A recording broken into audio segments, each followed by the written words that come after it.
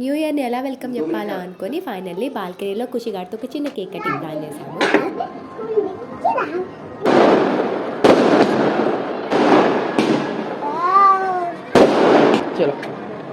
ఖుషిగాడు happy new year ఖుషిగాడు happy new year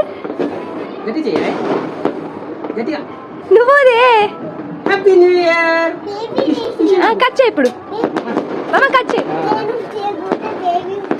cut చేయి మమ్మ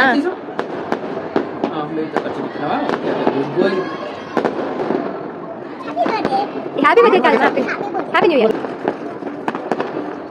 హ్యాపీ న్యూ ఇయర్ ఖుషి అమ్మ అమ్మ తినేసినాయి నీకు కటకు చేయి నువ్వు చేయాలి నువ్వు బేబీ కదా కొంచెం కటకు చేయి హ్యాపీ న్యూ ఇయర్ తల్లి. న్యూ ఇయర్ వచ్చేసింది కదా బయట పటాకాల వర్షం కురుస్తుంది అండ్ మీ అందరికీ కూడా విషయం వెరీ హ్యాపీ న్యూ ఇయర్.